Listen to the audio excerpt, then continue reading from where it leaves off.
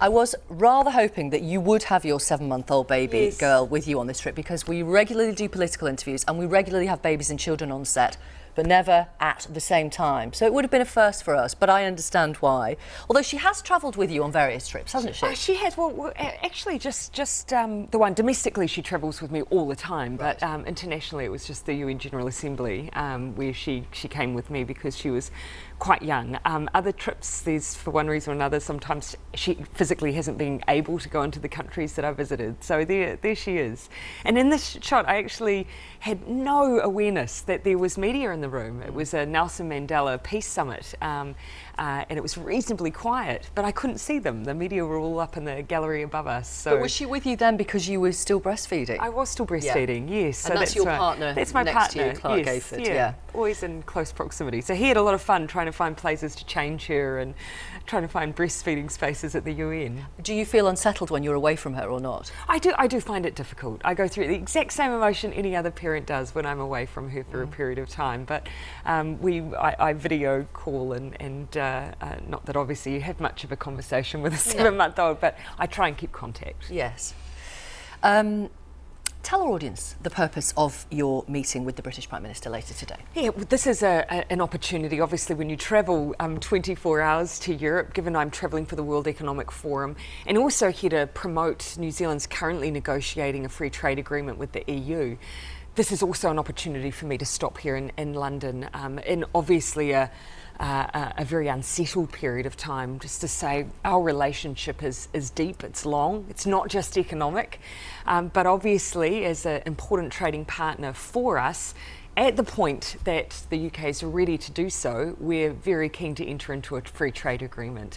So we're ready and willing, and I think are an excellent potential future partner for that. And why is that important? Because actually exports from New Zealand to this country, I mean, it's about 3%, 4%. It's pretty small. Well, for us, you're still a significant trading partner for us. Fifth biggest. It represents roughly $5 billion worth of trade. That is significant for for a small trading nation like ours. And so, no, we would consider it to be a real priority for us. And for the UK in terms of the advantage of an agreement with us. We're a reliable partner. We've negotiated a number of free trade agreements. We negotiate high quality agreements. We're very focused on good labour standards, environmental standards. So I think we would be able to create a gold standard for what future free trade agreements with the UK could look like. But presumably it's more of a priority for your country to get a free trade deal with the EU, with their massive market of 500 million. That is still obviously significant for us, but we don't as well. For us, it's not just the size, it's the quality of these agreements, and our people-to-people ties are so important. I used to live here. I lived here for several years. My two, I've got a niece and nephew who were born here. There are 60,000 New Zealanders here at any given time. So I don't underestimate. It's not just about our economic ties and our goods and services. It's the fact that this is a relationship that's deep and important to us. You described it as an unsettled time here.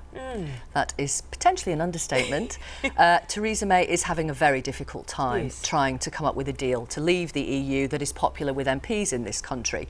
As one Prime Minister observing another, what do you think of the way she's handling things? Well, look, the last thing I ever do is dish out advice or commentary on other people's politics. It's a difficult game, and I know from certainly where I am, you often don't know or don't see some of the extra layers behind the scenes. She is a woman of remarkable resilience. I have admiration for a number of politicians for what they have to navigate, and this is one of those situations. What I can speak to, though, is back in New Zealand we have a different political system. We run under MMP like Germany. I run a government that has a full majority out of 3 parties. So what I'm at least very used to is that we are constantly negotiating, we're constantly forming compromise and dialogue with other parties. Well, what skills do you employ? Because there has been some criticism of the British Prime Minister that she hasn't been able to bring people with her. Well, mind you, we all operate in the systems that we've inherited. I'm in a system where all of the political parties I work alongside, we're used to it. You know, we have since 1996 been in an environment where that's how we form government. But it's about people skills, isn't it? It is. To find a consensus amongst a load of politicians who don't agree. Yes, it absolutely is, but it's also about the system you're operating in. So, you know, we are all used to having to negotiate, having to compromise, having to test where each other's red lines are. That's something that I only know how to do politics in that way. So it's a bit about your environment too. You use referendums in New Zealand sometimes. You've got one in 2020 to decide whether cannabis can be used for recreational purposes. Do you think they're a good way to resolve political issues? Look, where I think genuinely there's a real dialogue and debate around where you know, some of these issues, they can be useful tools. At the same time, we've had them in the past on where they haven't been able to resolve issues as well. So I think it's all about in the way that they're utilised. We're really genuinely, I think, as politicians in a bit of a question mark for us over how we deal with the future status of cannabis. So it's one we're very genuinely putting to the people. There isn't this deeply entrenched view from politicians. So I think under those circumstances, it's a very useful tool. Do you worry about the prospect of this country leaving the EU without a deal? Could that impact on New Zealand? Oh, absolutely. It would impact on just about everybody. Business in particular, it would be particularly smaller businesses. And look, whilst absolutely the decision over whether to leave or remain is a matter for the people, I will be very open that a no-deal scenario would be very, very difficult. But I sense that everyone is of that view. Although the leader of the Labour Party in this country, Jeremy Corbyn, is basically asking the British Prime Minister, Theresa May, to take no deal off the table. So that is not a scenario. Do you agree with him? Look, how the mechanisms, the manner in which things are negotiated, these are all matters for the politicians here. But I can hand on heart say from our perspective and New Zealand businesses' perspective, no deal would be very difficult. Are you due to meet Jeremy Corbyn? Not Jeremy Corbyn. I'm only here till this evening, and so a very short visit. Unfortunately, I've had a very short period of time, and I imagine that, like Prime Minister May, everyone is very, very occupied. Yeah. Would you say you are a Corbynista or a Blairite? I don't liken myself to any other politician. Okay. I know this is a natural inclination we have to put people into categories to better understand their politics. I've never likened myself to anyone. Okay, fair enough. I wanted to ask you about the death of Grace Millane, the British backpacker who died in your country towards the end of last year. Last week, a man appeared in court and denied her murder. And in a news conference last month, you apologised on behalf of your country to Grace's family. Let's just take a look. There is this overwhelming sense of hurt and shame that this has happened in our country, a place that prides itself on our hospitality, on our manaakitanga, especially to those who are visiting our shores. And so, on behalf of New Zealand, I want to apologise to Grace's family. Your daughter should have been safe here, and she wasn't, and I'm sorry for that. Why did you feel that you wanted to apologise?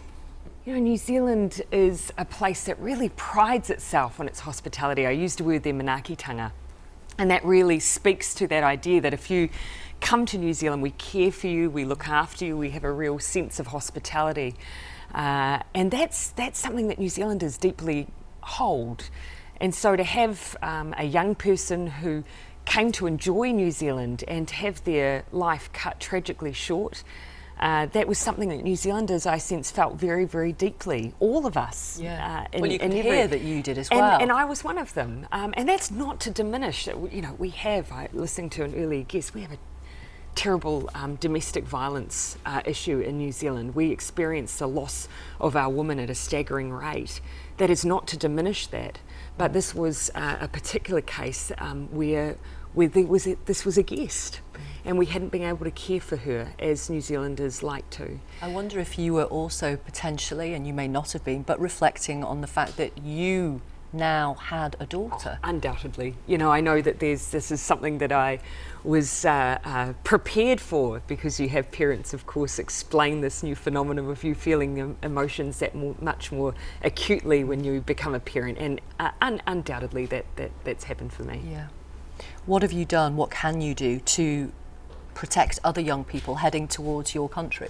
Oh, and of course, you know, we would still maintain that New Zealand is a safe place, but where we have had an absolutely awful act and a tragedy occur. But we do all we can to maintain that level of safety, that people can come to New Zealand and expect that. You have been called the anti-Trump by Vogue magazine, but the US newspaper The Wall Street Journal said you were similar to Donald Trump when it comes to immigration. Which is more accurate? Of course, again, I try not to simply have myself described versus what I am relative to other politicians. It's very fair to say that the commentary by the Wall Street Journal I push back on quite heavily. You know, we are as well a government that's increased our quota of refugees that we accept into New Zealand, so I absolutely rejected that comparison. Okay. When you met Donald Trump, what did you think of him? That he in person presents as he does on the public stage, and obviously has an agenda that he feels very keenly and is very focused on. Obviously, we take different views on many issues. You have experienced some verbal abuse. All politicians do. We do. I'm going to mention one insult, if it's all right with you. By all means, it's obviously one I've heard before. It is. One party leader in New Zealand said lipstick on a pig. Oh, yes. Another said politics needed more than smiles and waves. That was aimed at you. You've been in politics for 20 years. You joined the Labour Party as a teenager. Yes. How sexist have you found the world of politics to be? Oh, I think probably what I would describe those as just, you know, the insults that exist within politics.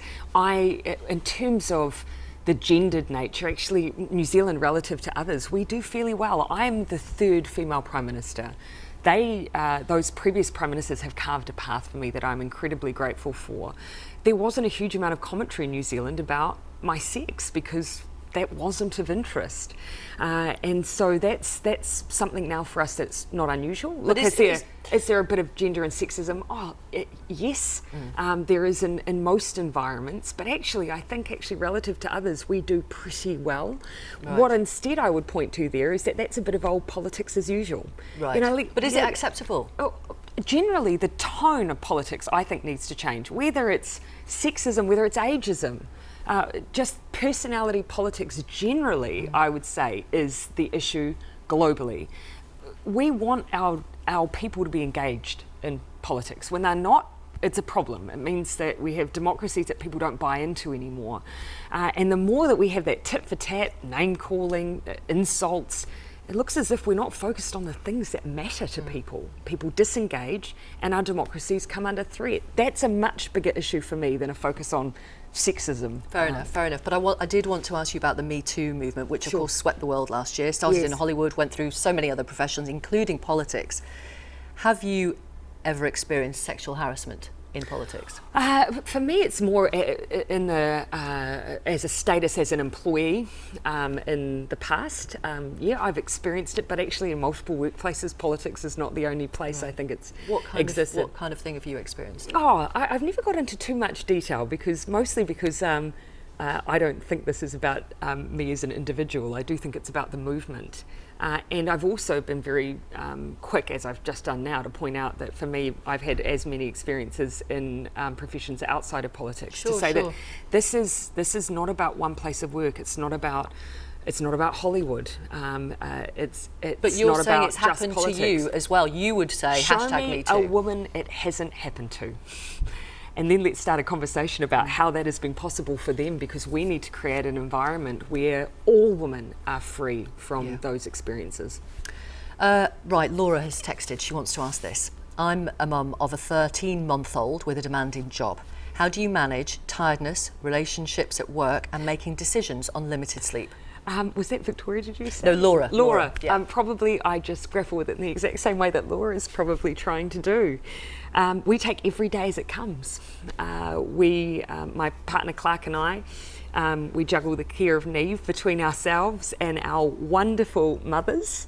We don't have a nanny. Some of the logistics of living between two cities is a bit testing, and you know, those days where I've got Neve in the front pack and nappy bags and trying to get on planes and read papers, it is sometimes, you know, a struggle, but it's giving me an experience that is similar to all the women who work and juggle family. I find that incredibly insightful, important to me as I do my job. Yeah. So I value those experiences. I don't have any tricks, but I do have a baby that sleeps, so I'm very lucky. You are.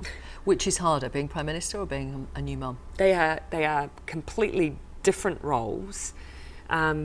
I get a different joy from motherhood than I do in my role as Prime Minister. And she is a perfect anecdote. So actually what I'm finding is they're working beautifully together. Really? Yeah. Okay. Yeah. At the end of a day where, of course, it's easy to feel like you've got the weight of the world on your shoulders, at least the weight of your country, it's amazing what her just giggling at me can do to just bring perspective. Which is more pleasurable? I get great joy from both, you know, but I have said, you know, because being Prime Minister, it is a privilege. As much as it is a difficult job, it is a privilege. But politics comes and goes, and when I'm done in politics, I will always be a mum. Do you feel conflicted sometimes, pulled one way when actually you want to spend time with your baby? Absolutely. Yeah. So does every parent, I expect, mums and dads. And do you experience the guilt? Do you feel that guilt? Yes, yeah, absolutely. You know, and that's, you know, the guilt of whether or not I'm a good enough daughter, sister, partner, mother. But again, show me a woman who doesn't. Bill on Twitter says this: I would like to ask the Prime Minister of New Zealand if she has a spare hour. Could she take on being Prime Minister of the UK as well? Being a mum, she'll be used to multitasking and doing 5 things at once, so running the UK should be easy for her. Sadly, our current politicians couldn't even change a nappy. Thankfully, I don't have the challenges that the politicians here do at this time. We've got our own, but they're very, very different. Now, Michelle Obama was recently reported as saying that the idea that women can have it all is a lie. Is she right? I think, you know, I was very aware that even when I announced that I was having Neve, that there was the sense that I needed to prove that it was somehow possible for women to do everything. And I've always been open about saying that actually I can't physically do the job of being Prime Minister and mother by myself. And so I constantly talk about the fact that we should not expect women to be superhuman. And so I do what I do because I have the support and help and co-parenting of my partner Clark. That's how I do what I do. I'm not a superwoman, and we shouldn't pretend that we are. That does a disservice to all women. It raises expectations that no one can meet. I mean, when I look on your Twitter feed, there are some people on there who are, you know, really praising you and saying you are a superwoman. That's how they view you. Yeah, no. No, you know, and there are days when I walk into my house and think, you know, there's probably, if there's any side I'm letting down, it's the tidiness of the house that I live in. So I am no superwoman at all, and I think we set ourselves up to fail if we ever present in that way. So look, from time to time I might do a press conference with a bit of sick on my shoulder, but for me that's just because I'm human. Yeah. And I don't mind people seeing frailty. I'm just trying to imagine if a politician here did a press conference with a bit of baby sick on those, it would be such a big deal. And that's, you know, that's probably our fault as well, as in we in the media. You've previously talked about how anxious you get, and you thought anxiety could preclude you from the top jobs. You said, I do live in constant fear of what might be. I hate letting people down. I hate feeling like I'm not doing the job as well as I should. I've got a pretty big weight of responsibility right now. I can't imagine doing much more than that. Now, you said all that before you became leader of your party, Yes. before you became Prime Minister, and before you then became a mum. Yes. How are your anxiety levels? Well, and I think when you read that quote, I'd like to think that there's probably a whole group of people that would nod along and say those are natural human emotions. The huge number of people, particularly women, often tend to see the deficit, whether or not we're good enough to do the next challenge or the next job, rather than the skills and capabilities that we have. I'd like to think that in the jobs that I've done over the years, I've experienced probably pretty normal levels of anxiety, but I was just open about talking about that. But do you have sorry to interrupt, do you have any tricks to manage your anxiety? Oh, yeah, absolutely, and ones that I would promote for just general well-being. I talk to people. I talk with people about some of the things that I'm trying to work through. I think it's a good way of doing politics too. It means that I socialise problems that I'm working through. But for me, what's critical is actually being open about even, managing well-being issues. I live in a country where we have a serious issue with our mental health and well-being. You've got members of the royal family here are now openly talking about those issues too. And you're due to talk alongside Prince William at Davos about that. About mental health and well-being. We do need to create a permissive environment where people talk about those issues, because some of the solutions do lie in us being more open. This texter says, I follow Jacinda Ardern's achievements with great joy, and her style of politics is beautiful, compelling and compassionate. Oh, that's kind. Thank you for showing the world how strong, powerful and yet loving women can lead the world to a better place. Jay says, if only Miss Ardern were leader of our party, what an awesome woman. This texter says, I'm a young woman, I just wanted to send a message to say that Jacinda Ardern has reignited my passionate belief that women can make amazing leaders. Laura texts this, I already buy reasonably priced New Zealand lamb, kiwi fruit, wine and butter under present EU trading agreements. Once the UK leaves the EU, what are the likely benefits to the New Zealand economy exporting to the UK under World Trade Organisation tariffs? Yes, and of course... Your goods would become more expensive. Well, I wouldn't make any assumptions before we have the ability to move into a negotiation. Of course, our goal is to make markets more accessible for New Zealand products by removing the barriers, and so I wouldn't say that's a natural byproduct. For us, of course, it is about saying we're complementary. I don't think the domestic market and the producers of food in the UK need to be nervous about greater access for New Zealand products, because, for instance, so seasonally we're complementary, and so there's a nice synergy there when you're in winter, we're in summer. So there's benefits between our markets having greater access to one another. For us as well, we like to add particular quality to our products. Look, take for instance New Zealand lamb. We've got a particular lamb product now that's high in omegas. It's being likened to eating fish. And so we try and create a proposition that can differentiate from products you might otherwise already be able to access. So for us, it is simply about increasing that trading relationship for the benefit of British consumers too, because we are free range, we don't like to use hormones, environmentally sustainable products, and so all the better if you're able to access them. Yeah. We'll see what happens.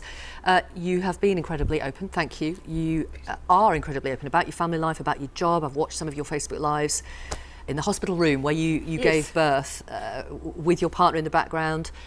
There we are. That's actually, yeah, there she is. That's yeah. me, yes. From your sofa at home with your sleeping baby on your lap, talking about a particular policy on the day it was coming in, videos from behind the scenes at the UN General Assembly and so on. I did one from the car this morning. Yes, I've seen it. I tweeted it this morning. I saw it. It was a bit dark. Yeah, it was. But otherwise, it was great. Yes. No reading what someone else has written for you. No autocue. No scripts. It is rather different from other world leaders. Not that I've met that many, but I've seen them. Why is being open so important to you? I do think that we're in an era where, for a whole host of reasons, people have lost a bit of faith in politicians and political institutions. And look, there's no point us hauling over the coals of history to point blame, but now people, I think, are looking for reasons why they don't feel like they're getting ahead, or their life isn't what they may feel is being promised from politicians. I think if we're going to restore a little faith, in part it's what we deliver, and I do think we need to respond to people's needs. But at the same time, we need to be very human about the way we do it. Politicians, ultimately, we are all frail individuals. We're humans. We most of the time go into politics for very genuine reasons. I think that there's benefit in just demonstrating that there doesn't have to be a veneer. We're just doing the best that we can. That you can be normal. That we can be and are normal. And if that can restore a little bit of faith in politics, because we restore a little bit of faith in politicians, ultimately our democracies are better off. And my country is small. Everyone meets me in the streets or in the supermarket. You can't be two people. So. No, fair enough. Do you have a role model?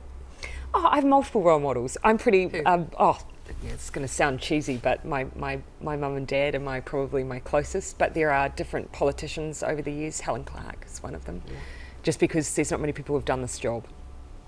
And I wonder finally if I could ask you, can you imagine asking your partner, Clark Gayford, to marry you? Or will you wait for him to ask you? I would not ask, no. No. You're a feminist. Oh, absolutely. Oh, absolutely, I'm a feminist. No, I want to put him through the pain and torture of having to agonise about that question himself. No, that's letting him off the hook. Absolutely not. Okay, fair enough. We await that day. Thank you. Thank you so much for coming on the programme. Thank you. Really appreciate it. Very Thanks good for your time. Thank you. Thank you.